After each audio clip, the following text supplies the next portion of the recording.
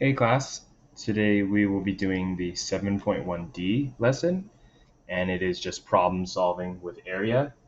And we are only going to do 4 problems for this lesson. So the ones that I want you to practice are numbers 2, 4, 5, and 8. Now obviously, if you want to continue and just work on everything, that'd be a great idea. But in the interest of time, we're only going to do 4 problems today. Okay, so let's go to number 2. Number 2 says, Kara and Charisse are in a quilting competition. Both are stitching rectangular shaped quilts. So far, Kara's quilt has an area of 2,278 square inches with a length of 44 inches. Charisse's quilt has an area of 2,276 square inches with a length of 47. Whose quilt is wider? Approximately how many inches is it wider?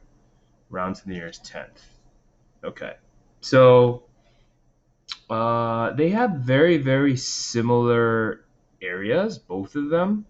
I'm going to go ahead and just draw one. I'm going to draw one as Kara, and let's say it's 2,278 with a length of 44.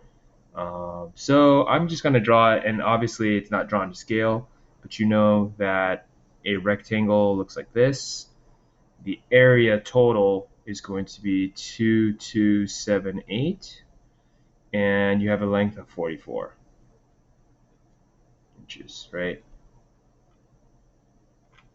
So we don't know what the width is, and let's just call that x. Okay, so all I did was I drew the description, which is Kara's, let's write inches squared here. Kara's rectangle has an area of 2,278 and has a length of 44. Okay, so then in blue, I'm going to write Charisse, and Charisse is going to have a very similar looking rectangle because it has to, because the area in general is also very similar. Okay, 2,276, 2,278. Charisse's quilt has a length of 47, and we don't know what Charisse's width is. Let's go ahead and call that y. Okay, so you can already tell there's some judgment you can use. You can say the fact that Charisse's length is longer probably tells you that her width has to be a little bit less than Kara's width, right? That's just judgment tells you that. But let's go ahead and use our calculator. You realize that if you find the area of a rectangle is always length times width. So we know that this has to be 44 times x is going to equal 2,278, right? And similarly, you could do Charisse 47 times y has to be the area 2,276. So now that we have a product, all we have to do is divide both sides by 44 for Kara, and we get 2,278 divided by 44, and you get x is equal to 51.7.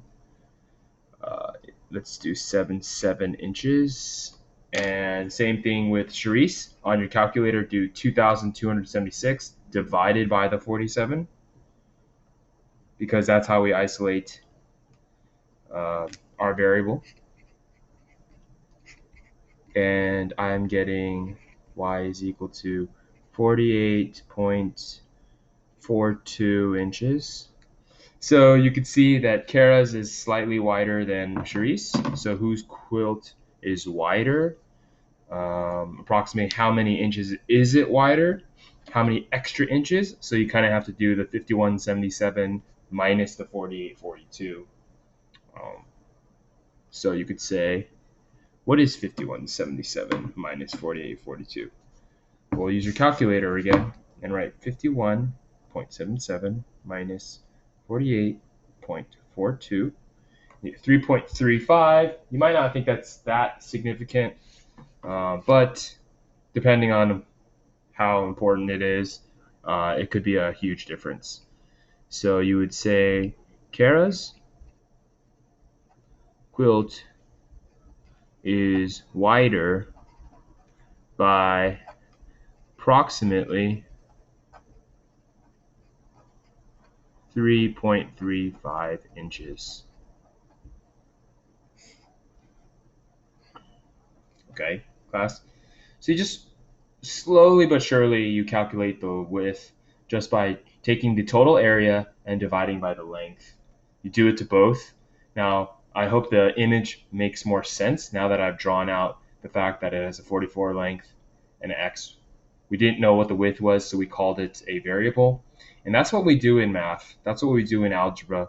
If you don't know something, you just label it with a variable.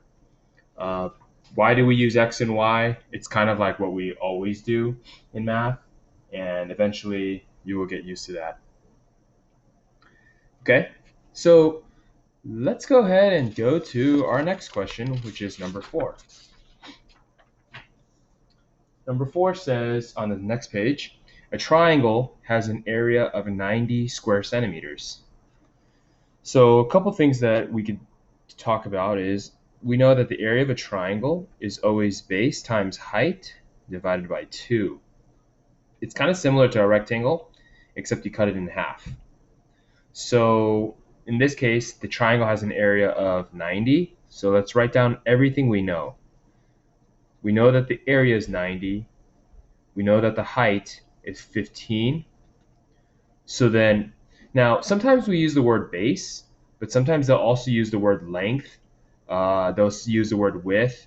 It really varies, but when they say that the length is, oh, what is the length of the base? That's kind of like unknown, right? We can call that x.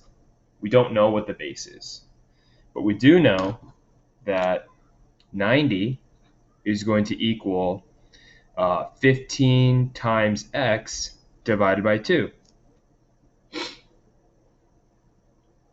So what do you think x has to be, class? Go ahead and try to solve this yourself. What we do is we multiply both sides by 2, and we get 180 is equal to 15x, right? Because you just multiply by both sides by 2 to get rid of this denominator of 2. And it's kind of like the inverse operation. And whatever you do to the right side, you have to do to the left side. So then you divide both sides by 15. And luckily, 15 goes into 180 cleanly. X is going to equal 12. And it's going to equal 12 inches for the base. Sketch a triangle with an area of 90 square centimeters, height of 15, and the base you found in part A. Is there more than one triangle you can draw with those dimensions? Let's see. So it has a height of 15 and a base of 12.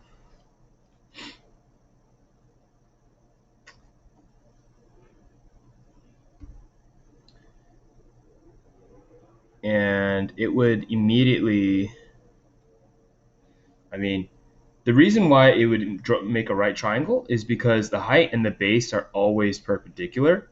So this is the only triangle. This is what we call a right triangle. And this is unique. Unique just meaning that this is the only triangle that you can draw. Is there more than one triangle you can draw with those dimensions? Yeah, actually, I guess technically they didn't say that you had to make a right triangle, so it's not like you could draw more than one. Yeah, you could draw more than one. Okay.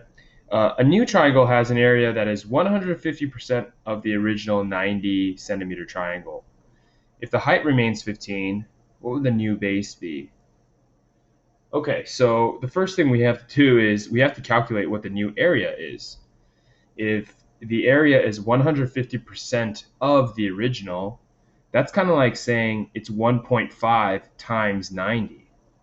Remember, class, 100% is like multiplying by 1.0. So 150% is kind of like multiplying by 1.5. It's greater than 1, which is over 100%. So if you kind of know what half of 90 is, it's really just, it's like adding half of 90 to 90, and half of 90 is 45. So I know that the new area has to be 135. Okay. So if the new area is 135, you just plug it into the formula again. The height is still 15, and the base is still unknown. Height of 15 times the base divided by 2 is going to give you the area of the triangle. Okay, so now we'll do the same step. We just multiply both sides by 2. And in this time, I'm getting 270 is equal to 15x. So 270 equals 15x. You just do 270 divided by 15. And you get a new base of 18. X is going to equal 18 centimeters. Okay, so I don't really think these questions are that new. It's not like we're learning something new. We're just reviewing what we need to know about triangles. And these are all good practice problems. Okay, let's take a break.